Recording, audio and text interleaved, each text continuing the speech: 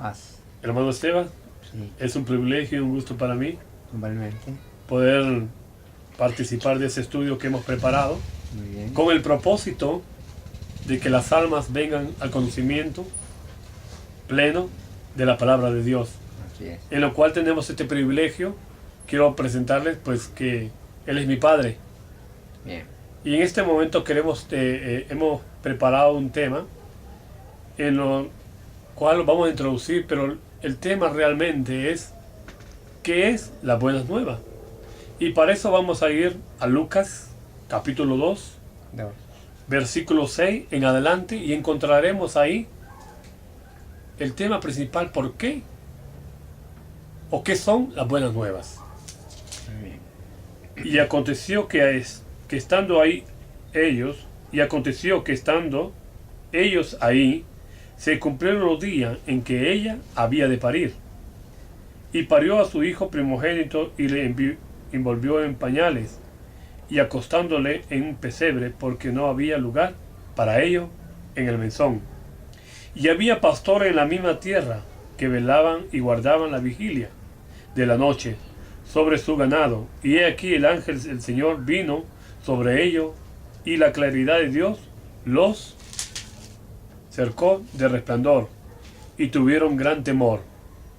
Mas el ángel le dijo: no temáis, porque he aquí os doy buenas nuevas de gran gozo, que será para todo el pueblo. Aquí miramos algo realmente en lo cual en el 10 y en el 11, mas el ángel le dijo: no temáis, porque he aquí doy nuevas de gran gozo, que será para todo el pueblo. Hermano Esteban, ¿qué nos puede decir usted sobre esa cita bíblica?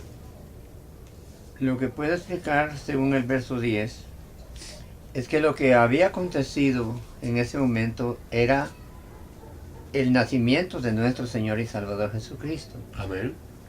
Y luego, quienes portan esas buenas nuevas de lo que acontece es nada menos y nada más que un ángel. Acerca de lo que ocurría en ese momento, que Jesús el Salvador había nacido. Y en el verso 10 dice claramente: y el ángel les dijo: no temáis, porque aquí os doy nuevas de gran gozo, que será para todo el pueblo. Entonces era no solamente para un poco del pueblo, para una parte del pueblo, sino para todo exactamente el pueblo. Entonces, las buenas nuevas sería En el ese Evangelio. momento del nacimiento de Jesucristo. Ok. Pero también hoy, ¿verdad? Ujú. Entendemos que Jesús, al cabo del tiempo, ¿verdad?, fue el portador de otra buena nueva, Ujú. ¿verdad?, que es el Evangelio. Ok. Entonces, buena nueva es Evangelio. Evangelio, Ok. claro. Entonces, para eso vamos a ir a Marcos. Vamos a ver qué dice respecto a esta palabra, a esta pregunta que es el Evangelio. Sí, Y vamos a ver Marcos 16, del 15 al 16. sí, lo ves.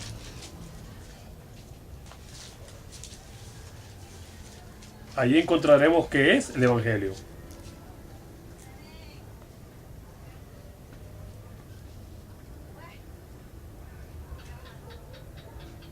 (16, 15 y 16). Y les dijo, y por todo el mundo, y predicar el Evangelio a toda criatura. El que creyere y fuere bautizado será salvo, mas el que no creyere será condenado. Estas palabras son realmente muy fuertes, porque el punto aquí es que creer no es realmente decir creo que si lo vamos a la palabra en Hebreo 11, miraremos algo muy importante. Hebreo 11:1 es pues la fe, la certeza, la convicción de lo que se espera, de lo que no se ve. El individuo necesita realmente tener fe Claro, para actuar. Sería, en otras palabras, fe, accionar. acción. Podríamos poner un ejemplo, por decir, alguien no tiene trabajo Sí, y necesita.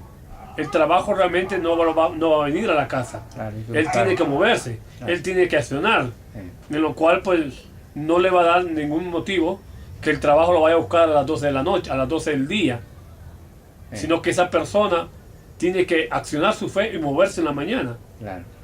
Es así Para realmente, lograrlo. podríamos decir, esa clase de fe accionarla de esa manera? Correcto, ¿Cómo? es acción, la fe es acción. Ok, Porque el mismo Señor Jesús dijo que teniendo fe tan siquiera como el grano de mostaza, entonces se diría a un monte, pásate de aquí y se pasaría al otro lado del mar. amén. Entonces vemos que mueve. La fe es algo que mueve, por eso se dice que es acción. Ok. Entonces realmente el individuo con la fe puede ver cambios de transformación. Claro que sí. Dice, creo que el apóstol Pablo en Santiago dice, por la fe, por el oír viene la fe. Sí, Romanos 10, 17. Romanos 10, 16. Claro. Ok. No, 17. Romanos 10. 17. Ok, entonces por la fe, por el oír viene la fe. Sí, claro. Pero Entonces, oír el mensaje. ok, necesitamos entonces primero escuchar, ¿va? Claro. ¿Qué es lo que el portador de Dios dice a nuestra vida? Llame el teléfono. ¿La apagaste? No. Entendemos realmente que es muy importante esto. Claro que sí, porque el Evangelio es una nueva noticia también. Y que esa noticia viene a dar cambios en la vida de la persona. ¿Quién habla? Porque es poder, dice Romanos 1.16. Ok. Está estudiando con el hijo. Sí. Y Vamos si a es- ir Romanos. Sí, Romanos 1.16 dice que es el poder de Dios. Y si es poder, transforma, cambia. Cambia. ¿Sí? Romanos 1.16. Porque no me avergüenzo del Evangelio, porque es potencia de Dios para salud a todo aquel que cree, al judío primeramente y también al griego. Muy bien. Entonces el Evangelio es para todo. Para todos, sin excepción. Porque si lo vamos realmente, en Mateo 28, 19 también dice, Mateo creo que 28, 19 y 20, Correcto. dice ir y Por todo el predicar mundo. a toda criatura. Eh, O sea que Es una orden, no hay que si quiero a este o no, sino que es parejo, es parejo, hay que llevarlo. es que llevarlo. Porque él lleva su objetivo de transformar, de cambiar a aquel que lo recibe. Amén. Vamos a ver algunos ejemplos, hermano Esteban. Sí. Vamos a ver algunos ejemplos que nos van a ayudar en nuestra vida, Ujú. en lo cual cómo crecer espiritualmente y cómo crecer. Creo que estamos viendo unos pasos, miramos que al principio miramos que las buenas nuevas. Sí. Eh, Es noticias. Sí, lamentablemente hay ciertas equivocaciones en algunos hermanos o algunas personas que no entienden la palabra buena nueva y se quedan con ella. Sí. Podemos ver ciertos hermanos que aceptan al Señor y su vida es la misma. Entonces No hay cambio, no hay cambio. no hay cambio. Entonces Y es el correcto. Evangelio viene con ese propósito de cambiar. Ajá, porque también, como estaba diciendo usted, porque no me avergüenzo del Evangelio, porque Claro. es poder. Claro, Entonces esta persona tiene que accionar la fe, tiene que moverse y Sí. predicar. sí, El mandato es ir claro. y predicar, es Llevarlo, una orden. llevarlo, portarlo, Ajá. darlo a conocer. Vamos a ir a algunos ejemplos, hermano Esteban, 1 Tesalonicenses 1, 5 al 9, a ver qué nos dice la palabra de Dios. El apóstol Pablo. El apóstol habla de Pablo. eso. Sí. Primera Tesalónica 1, 5 en adelante.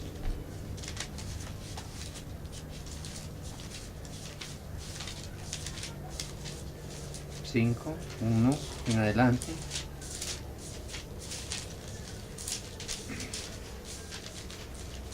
Cinco, 1 al 9. Ajá. Del 1 al 5. No, Al 9. 1, 5 al 9. Ok. Pablo era portador de esa buena nueva que era el Evangelio. Por cuanto nuestro evangelio no fue a vosotros en palabras solamente, mas también es potencia en Espíritu Santo y en gran plenitud, como sabéis cuáles fuimos entre vosotros, por amor de vosotros. Y vosotros fuiste hechos imitadores de nosotros y del Señor, recibiendo la palabra con mucha tribulación, con gozo del Espíritu Santo. Muy bien. En tal manera que habéis sido ejemplo a todos los que han creído en Macedonia y en Acaya. Porque de vosotros ha sido divulgada la palabra del Señor, no solo en Macedonia y Acaya, mas aún en todo lugar. Vuestra fe en Dios se ha extendido de modo que no tenemos necesidad de hablar nada. Bueno, Porque ellos cuentan de nosotros, en cuál entrada tuvimos a vosotros, y cómo os convertiste de los ídolos a Dios para servir al Dios vivo y Muy bien. verdadero. muy bien. Entonces aquí lo que podemos explicar es que el apóstol Pablo era el portador con sus compañeros del Evangelio a los hermanos de Tesalónica. Pero los hermanos lo reciben, dice, con gran poder y potencia del Espíritu Santo. Claro, si llevaba poder, iba a hacer impacto en la vida de los tesalonicenses. Entonces vemos pues ya en el verso 9 que es el cambio que reciben estos, ¿verdad? Que eran paganos, eran idólatras. Sí. Y ahí dice que al oír el mensaje, también se convirtieron de los ídolos a Dios. Y también vemos antes de este versículo, estamos viendo también que cuando Pablo y sus compañeros llegaron a Acaya y Macedonia, el Evangelio ya estaba anunciado. Ellos, los mismos hermanos de Tesalónica, lo habían dado a conocer. Pablo y sus compañeros ya no tuvieron nada que hacer. Pero vemos el cambio que hace directamente en esos lugares, ¿verdad? Transformar, ¿verdad?, a los tesalonicenses del paganismo, ¿verdad?, a Dios. Porque eran adoradores de imágenes, ¿verdad? Y se convirtieron a Dios. Amén. Entre un paréntesis, usted antes era católico, ¿verdad, hermano Esteban? Yo era católico porque mis padres... ¿Católico de verdad, hermano Esteban? No, tradicional. Tradicional. No obedecía, Ajá. hacía lo que quería. Ajá. Entonces, pero yo estaba así, ignorando, cuando alguien me portó el Evangelio. Ajá. Entonces yo entendí en ese momento que sí estaba equivocado. Entonces yo hice mi decisión y entré de inmediato en ese momento. A partir de ahí yo recibí gozo, yo recibí paz y empecé a hablar el Evangelio a mi familia. Y no más que también fue tropiezo, porque muchos no me aceptaban, muchos hablaban de mí, muchos exactamente, ¿verdad?, estaban en contra de mí. Sin embargo, yo siempre continué hablando el Evangelio, ¿verdad?, en ese entonces, y hasta el día de hoy continúo lo mismo, ya teniendo una edad, ¿verdad? Yo lo recibí de 22 años y tengo ya 74 años. O sea, más como 50 años. Sí, no, tengo como 50 de haberlo recibido, pero de ser un mensajero ya constituido por la iglesia, como unos 43 años. 43 años. ¿Qué experiencia? La experiencia al dar las buenas nuevas del Evangelio a las personas que andan en el mundo sin Cristo y sin Dios, es que yo he sido usado por el Señor y he tenido la oportunidad de hablar con personas de diferentes religiones. Una vez traté de hablar a un grupo de príncipes de paz. Y entonces dimos el mensaje y ellos dijeron pues que les encantó y que debiéramos ir a su casa y a su congregación para llevar el mensaje. Y fue así como lo hicimos y se quedaron con la Iglesia de Dios, ¿verdad?, a la cual yo pertenezco, 16 personas que eran familias y que pertenecían al príncipe. Y así sucesivamente también tuve el